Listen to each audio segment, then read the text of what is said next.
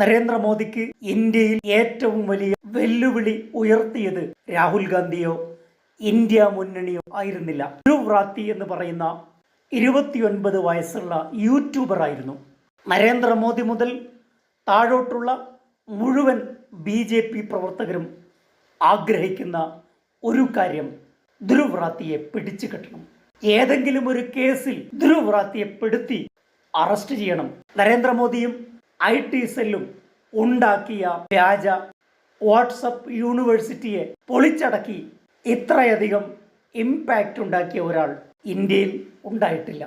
എന്നാൽ നരേന്ദ്രമോദിയും BJPയും മഹാരാഷ്ട്ര പോലീസും ഇപ്പോൾ പുലിവാല് പിടിച്ചിരിക്കുകയാണ്. ധ്രുവ് റാത്തിയുടെ പേരിൽ എന്തെങ്കിലും ഒരു കേസ് അദ്ദേഹത്തെ പെടുത്തുക എന്നത് നരേന്ദ്രമോദിയുടെ ഏറ്റവും വലിയ അഭിലാഷവും ആഗ്രഹവുമാണ്. അപ്പോഴാണ് നരേന്ദ്രമോദിക്കും BJPക്കും മഹാരാഷ്ട്ര പോലീസിനും ഒരു കേസ് വീണ് കിട്ടുന്നത്. ധ്രുവ് റാത്തിയുടെ പേരിൽ ആരോ ഉണ്ടാക്കിയ ഒരു X ഹാൻഡിലിൽ നിന്നും ലോകസഭാ സ്പീക്കറായ ഓം ബിർളയുടെ മകളെക്കുറിച്ച്, അഞ്ജലി ബിർളയെക്കുറിച്ച് ഒരു ട്വീറ്റ് വന്നു. ഇന്ത്യയിൽ UPSC പാസ്സാകാൻ പരീക്ഷ എഴുതണമെന്നില്ല. നിങ്ങൾ ലോകസഭ സ്പീക്കർ ഓം ബിർളയുടെ മകൾ ആയാൽ മതി.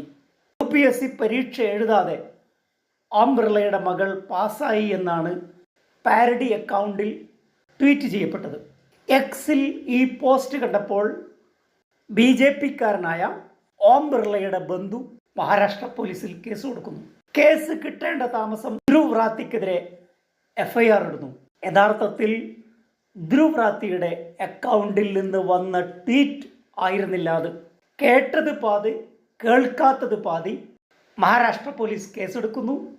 BJPക്കാർ കൊട്ടിഘോഷിക്കുന്നു. മനോരമയും ടൈംസ് ഓഫ് ഇന്ത്യയും ഇത് റിപ്പോർട്ട് ചെയ്തപ്പോൾ ധ്രുവ് റാത്തിയുടെ അക്കൗണ്ടിൽ വന്ന ഒരു പോസ്റ്റിനെതിരെയാണ് കേസ് എന്ന് വ്യക്തമായി എഴുതുകയുണ്ടായി.